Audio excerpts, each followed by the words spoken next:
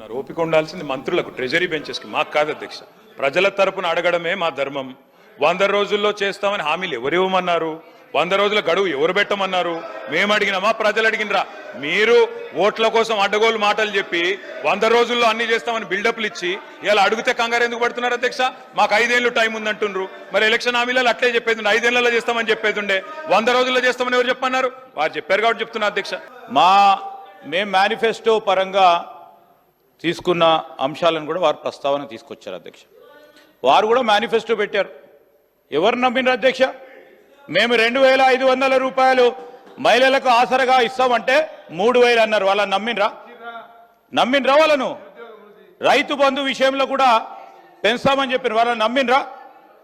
ఈరోజు దివ్యాంగులకు సంబంధించి కూడా మేము 6000 అంటే 6016 అన్నారు. ఒక్కసారి నమ్మినరు.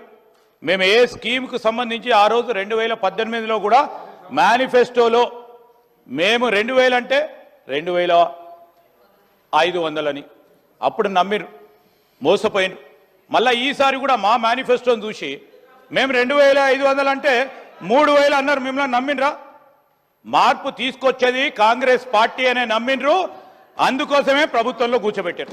అందుకే నేను అడుగుతున్నా, తెలంగాణ యువత పక్షాన మీరేదైతే మాట చెప్పినరో 2 లక్షల ఉద్యోగాలు ఇస్తామని, గత ప్రభుత్వం ఇచ్చిన ఉద్యోగాలు మైనస్ చేసి మందికి పుట్టిన బిడ్డలు మా బిడ్డలు అని చెప్పుకుంటూ కాదు, మీరు ఉద్యోగాలు ఇవ్వండి.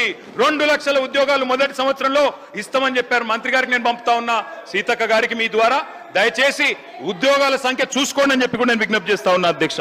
మొట్టమొదటి